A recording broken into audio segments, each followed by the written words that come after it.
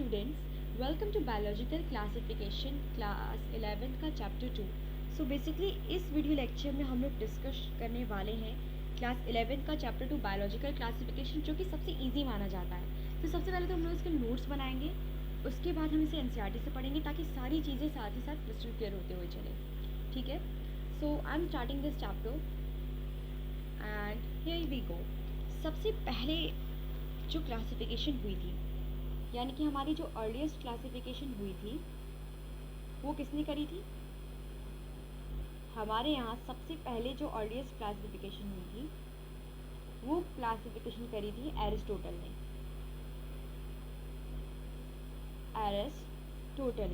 सो Aristotle ने किस base पर क्लासिफिकेशन करी थी? तो उन्होंने यूज़ ऑफ ऑर्गेनिज्म के बेस पर क्लासिफिकेशन करी थी। So he did classification on based on the use of organisms, based on the use of organisms. तो उन्होंने सबसे पहले इनकी क्लासिफिकेशन जो थी उन्होंने मॉर्फोलॉजिकल क्राइटेरिया का यूज़ किया। जैसे कि उन्होंने अपनी क्लासिफिकेशन में, एरिस्टोटल की ये जो क्लासिफिकेशन थी, उन्होंने मॉर्फोलॉजिकल कैरेक्टर्स जैसे कि ह्यूमन नीड में आते हैं फूड, शेल्टर, क्लॉज, इन सब के बेसिस पर उन्होंने डिवीज़न करे। मॉर्फोलॉजिकल कैरेक्टर के बेसिस पर उन्होंने ये डिवीज़न करे, मॉर्फोलॉजिकल कैरेक्टर के बेसिस पर उन्होंने ये डिवीज़न करे। तो मॉर्फोलॉजिकल कैरेक्टर्स का क्राइटेरिया उन्होंने लिया और यहाँ से उन्होंने दो पार्ट बनाए। ठीक है, तो एक पहला पार्ट उन्होंने एक कैटेगरी डिवाइड करी एनिमल्स नाम से और एक कैटेगरी डिवाइड करी प्लांट्स नाम से। सो एनिमल में भी उन्होंने दो डिवीज़न करे, एनिमल में भी उन्होंने फर्दर दो डिवीज़न करे।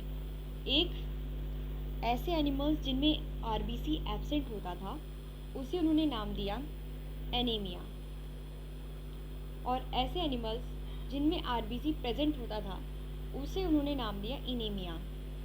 हम लोग यहाँ पर मिनोमिक्स भी करते हुए चलेंगे ताकि चीज़ें आपको बहुत आसानी से याद हो जाएं।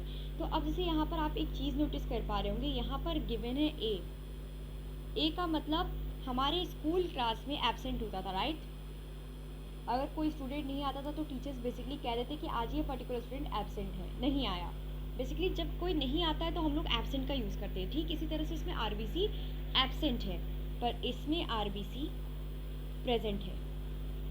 ये क्रिकेट मैच वाले आरबीसी की बात नहीं हो रही, प्लीज़ मेक श्योर कोई ये नहीं समझेगा। तो इसमें आरबीसी नहीं है तो हमने इसे एनीमिया कह दिया, इसमें आरबीसी थी तो हमने इसे एनीमिया कह दिया। अब बची बात प्लांट्स की, तो प्लांट्स में हमने तीन डिवीज़न किए। प्लांट्स में हमने तीन डिवीज़न किए। तो जो पहला डिवीज़न था वो था हर्ब्स का, जो दूसरा डिवीज़न हुआ वो हमने किया श्रब्स का, और जो तीसरा डिवीज़न हुआ वो हमने किया ट्री का। ठीक है, हमने तीन डिवीज़न किए। अब यहाँ पर भी देखो, तो हर्ब में क्या होता था कि ये स्मॉल होते थे, छोटे होते थे बहुत ज़्यादा। ठीक है, बहुत ज़्यादा छोटे होते थे। ट्री बहुत ज़्यादा बड़े होते थे, ठीक है, बहुत ज़्यादा लार्ज होते थे। और श्रब में मतलब इंटरमीडिएट प्लांट्स, बेसिकली मतलब जिनकी हाइट बिल्कुल मिडल में रहती थी उसे हम लोग इंटरमीडिएट प्लांट कह देते थे। तो ये वो होते थे बेसिकली। कुछ कुछ एग्जाम्पल ले लेते हैं हर्ब्स की। हर्ब्स की एग्जाम्पल में आते हैं हमारे राइस, ठीक है, वीट, और टमाटो ले लो,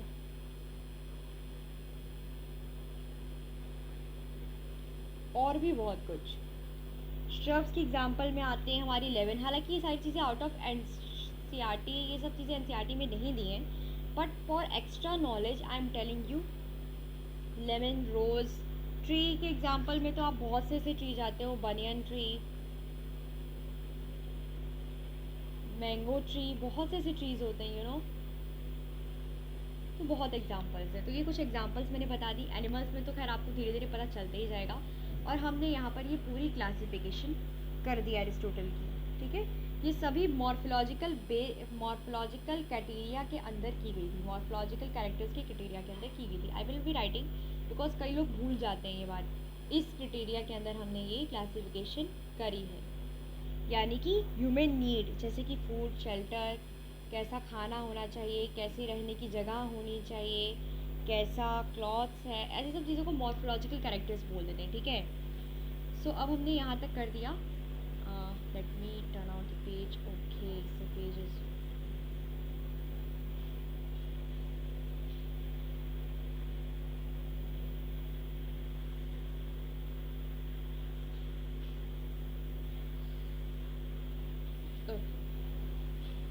सो नेक्स्ट, अब हम सेकंड क्लासिफिकेशन पढ़ने वाले हैं, जिसकी क्लासिफिकेशन की थी बहुत ही जाने माने साइंटिस्ट लियोनासिस ने।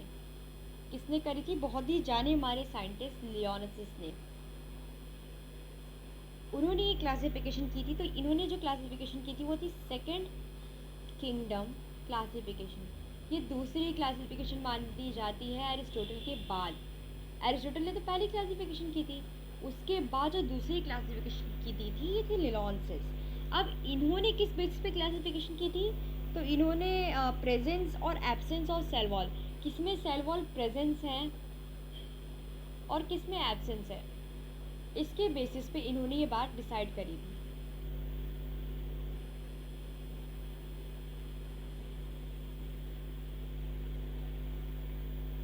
इन्होंने ये बात इस बेसिस पर डिसाइड करी थी। अब जरा यहाँ इनकी क्लासिफिकेशन देख लेते थे। तो इन्होंने क्या किया? अलगई, इनोवेरी, ब्रायोफाइटा, ये ऐसे स्पीशीज़ के नाम है जो आपको मतलब आगे जाके चैप्टर्स में आप पढ़ोगे इन्हें। ऐसे प्लांट्स हैं, ब्रायोफाइटा हो गया, टेरिडोफाइटा हो गया, इन सब के बारे में आप आगे जाके पढ़ने वाले हो प्लांट किंगडम वाले चैप्टर में। तो आप ये सब पढ़ोगे पहले ही, इसीलिए यहाँ इनके बारे में डिटेल ज़्यादा नहीं जाएंगे, बस हम इसे ऐसा क्लासिफिकेशन लेंगे, ठीक है? क्योंकि हमें पता है कि हमें इन सब चीज़ों को बहुत ज़्यादा गहरी डिटेल में पढ़ना है। प्लांट किंगडम में सिर्फ इन्हीं के बारे में ही दिया ही हुआ, यही टॉपिक्स ही है वहाँ पर। जिम्नोस्पर्म हो गया, एंजियोस्पर्म हो गया, बैक्टीरिया, फंजाई, उसके बाद से यहाँ पे एक और क्लासिफिकेशन, यहाँ पर vertebrates, invertebrates, protozoa, amoeba, paramecium. ये जो क्लासिफिकेशन थी ये प्लांट्स की थी, और ये जो क्लासिफिकेशन थी ये एनिमल्स की थी। और ये क्लासिफिकेशन किसने करी?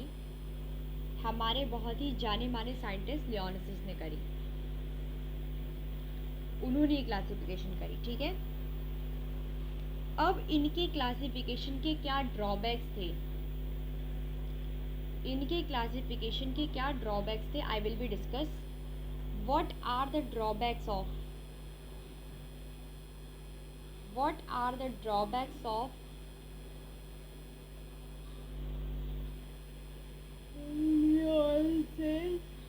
classification?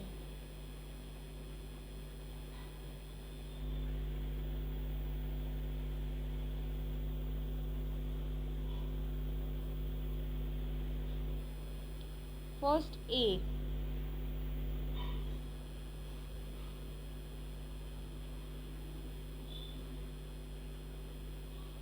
they didn't differentiate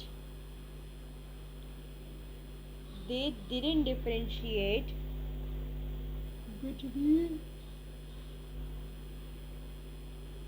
prokaryotes. कौन प्रोकैरियोट्स थे, कौन यूकैरियोट्स थे?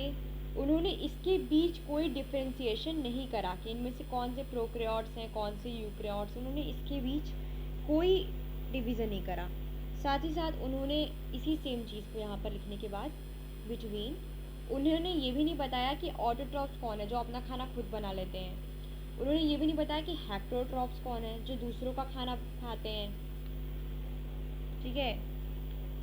और इन दोनों को उठाकर उन्होंने एक ही किंगडम में रख दिया। सपोज उन्होंने एक किंगडम बनाई, उस किंगडम का नाम था प्लांटेई। ये नहीं देखा कि कौन ऑटोट्रॉप है, कौन हेटेरोट्रॉप है, कौन प्रोकैरियोट है, कौन यूकैरियोट है। जो भी थे इन चारों को उन्होंने एक ही किंगडम में लेके रख दिया, और दैट किंगडम कॉल्ड प्लांटेई। प्लांटेई के अंदर उन्होंने इन सबको डाल दिया एक साथ, ठीक है? तो ये जो थे इसके ड्रॉबैक्स थे। एक और ड्रॉबैक था इनका, ठीक है?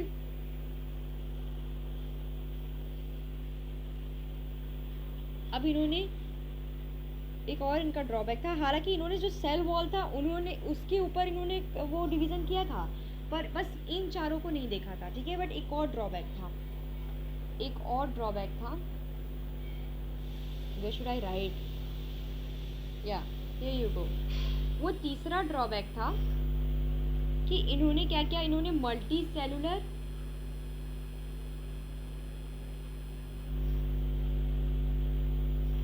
algae and unicellular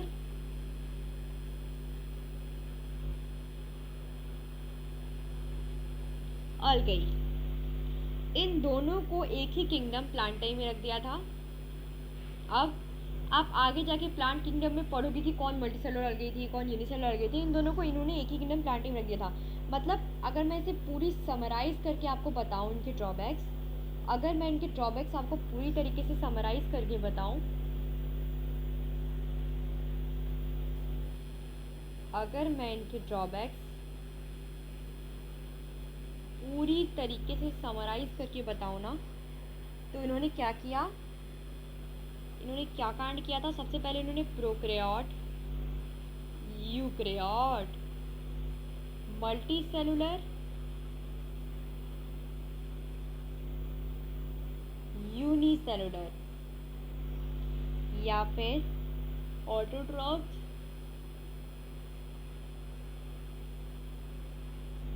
या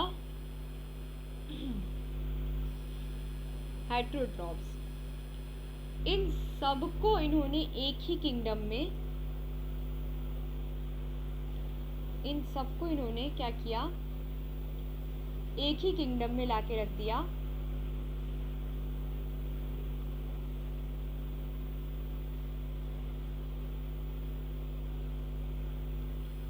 प्लांटाई में।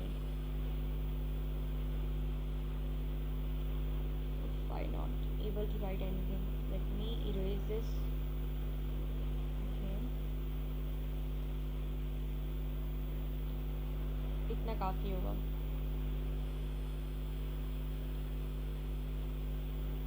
बस समझ में आया, ये इनके ड्रॉबैक्स की पूरी समरी है, ये इनके ड्रॉबैक्स की पूरी समरी की कैसे इन्होंने मल्टी सेलुलर, यूनिसेलुलर और सभी ऑर्गेनिजम्स को इन्होंने एक ही किंगडम के आके रख दिया था, दैट इज किंगडम्स कॉल्ड प्लांटाई। इन्होंने प्लांटाई में ही सभी को डाल दिया, मिक्स कर दिया पूरा, ठीक है। ये इनके ड्रॉबैक थे सबसे, यही जो तीन थे इनके मेन ड्रॉबैक थे।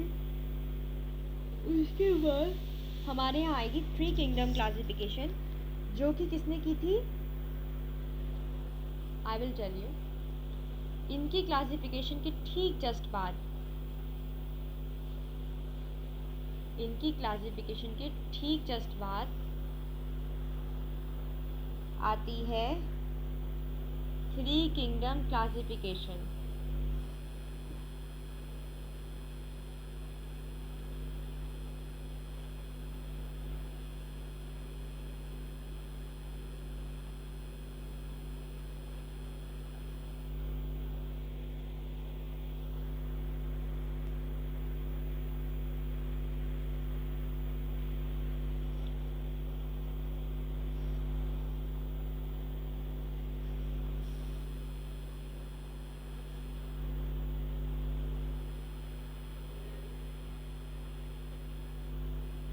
हैकल ने दी थी, ठीक है। इन्होंने एक नई किंगडम बनाई थी और उस किंगडम का नाम था प्रोटिस्टा।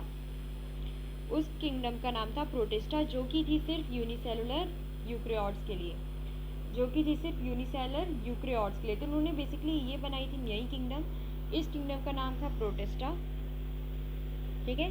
अब इस प्रोटिस्टा किंगडम के अंदर कौन कौन आते थे, क्लेमाइडोमास, कोरेला, अमीबा, पैरामीशियम, ये सारी चीज़ें। सो बेसिकली अभी के लिए इतना काफ़ी है, बाकी का I will tell you in the part 2। So make sure you will subscribe my channel so that you can get part 1 and part 2 as well as, और अगर आप ये notes चाहते हो तो be comment in the comment box and I will surely upload this PDF as soon as possible। सो अभी के लिए पार्ट 1 में मैं कम चीज़ें दे रही हूँ, इस वजह से दे रही हूँ क्योंकि पार्ट 2 में हमें बहुत ज़्यादा चीज़ों की ज़रूरत पड़ेगी। तो be ready for part 2। And make sure you will subscribe my channel, ताकि आपको सारी चीज़ों की नोटिफिकेशंस मिलती रहे कि मैंने कब पार्ट 1 बनाया, कब पार्ट 2 बनाया। और हाँ, अभी हमने यहाँ तक कर लिया है, तो अब पार्ट 2 में हम यहाँ तक के एनसीईआरटी भी पढ़ेंगे और इसके आगे का भी करेंगे। ठीक है, अभी के लिए बस इतना ही। Thank you so much and bye bye.